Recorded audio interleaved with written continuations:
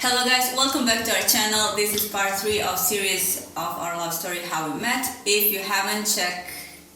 What are you doing behind my back? Hello. Oh, okay. If you haven't checked this video first, and we will be continuing on our story. So the last time where we stopped was, again, messaging and talking because we lived in different countries. So yeah, basically, since first time that I heard your voice, we continue talking every single day for the year and half. From when I went to Vegas to when I got back from Vegas to Sydney, and then in Vegas we started talking pretty much every day, and then I got to Sydney, and then it went from hour, 2 hours a day to like 3 hours, 4, 5, and then it started to be where I would even take a day or two off work just so we can talk, because she would finish work when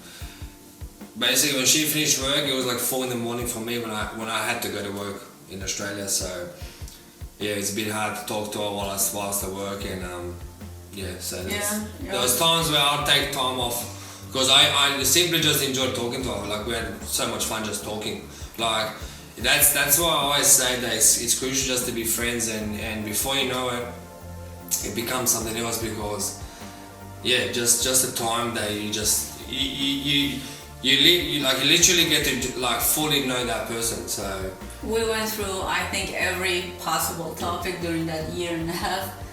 Yeah, and what helped me is the fact that I knew that she's the one. So there's certain things that people wouldn't mention or say in the first year of a relationship, but because God told me she's the one, so from day one I was just like, yeah, you're my wife. And then she was just every day, no, we're just friends, this, that, which I found pretty funny because there were just certain things that I knew before her. So it was very interesting. At the same time, I was scared. I was scared and I wasn't. It's hard to explain. Like, I didn't run away when you told me that, but I just knew it wasn't the right time. That too, but I wasn't afraid of saying that because I knew she wouldn't run away. Like, a lot of people would have mentioned that because, you know, if you tell someone, yeah, you're gonna be my future girlfriend or wife, or in the first couple of weeks or the first month, people just like, oh my God, you're crazy, and they just, you know, that's it. But she hung in there, and it was funny, just her response on when I would say something like that. It was pretty funny for me. So it's because we're talking so much, it's funny how someone can be 30,000 kilometers away, but you fully trust them with your life. Like, after a couple of months, even though we never met in real life, okay, we done video calls and like you got to see that person, but never real life. But I trusted her more than some people that I've hang out there every day for years. So it's just funny. It's just funny how if you just go with I just want to be friends first, and then your relationship gets better and better, and it gets stronger and stronger. And then a year and a half goes by, and because we were obviously in this COVID situation, and even though you had dual citizenship, it was hard for you to get your approval to come here, because back in the day, nobody couldn't even get out of the country. Well, after a year and a half of us talking every day, that's when Corona hit. I knew that it was just time for me to come here and just to see where we're gonna end up. I knew how much effort we put into our relationship. It would be stupid for me to just to sit there or to even think of, is she worth me? Because obviously you got to realize that the pay in Australia is 5 times bigger than the pay in Croatia. So there's certain things that I literally had to say no to, or not even look at in that regard, to be able to come in. And because the Corona hit, it was just like nothing else is, you know, keeping me back there. And I knew she was here, so I knew that there's nothing for me to lose besides the 30 hours of flying out here. But it's interesting how many times you had to. What did you actually have to go through to be able to? It took me about a year, so I had to ask for special permission to come in, and 3 times they denied it, and then I got told that the only way I can fly to Australia is if I sell my house, and at the time I did own a house. So once they said that to me, I was like, okay, that's a no-brainer.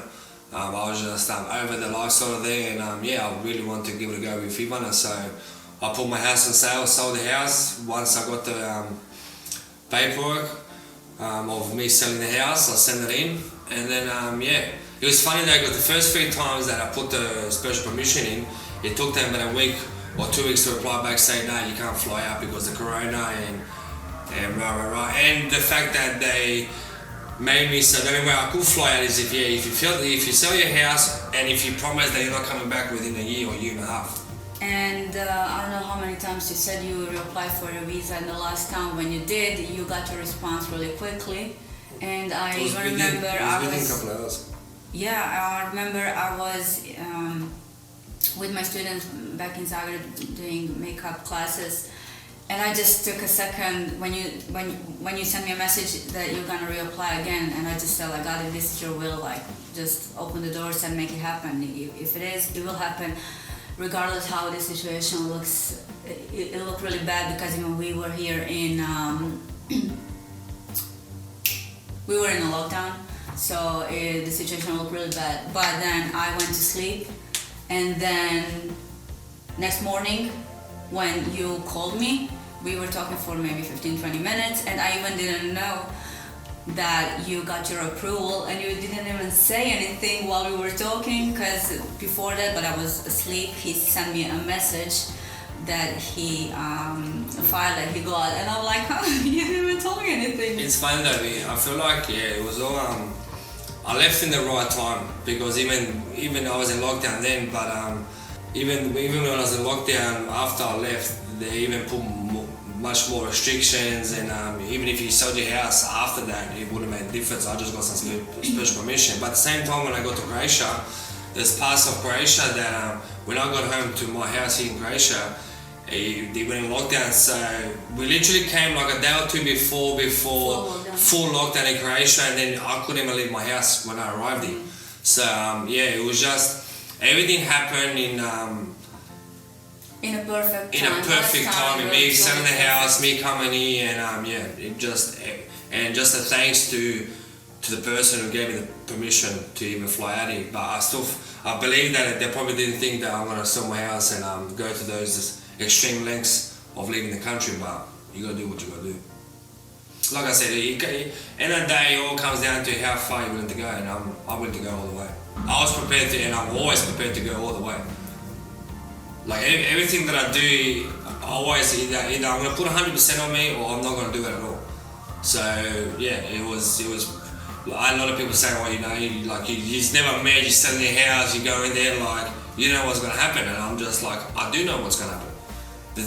Again, someone has to put the first step forward, and in this case, that was me. So it wasn't really a problem. Well, you literally took a step of faith, in one hand not knowing what's gonna happen, but then because you had faith. My faith helped. Plus, you went through. Now when I look back, it was the best choice I ever did. Really? Of course. I wish I could have kept the house, because the house could have been a future for whenever we want to go back to Australia, because obviously I do have family there.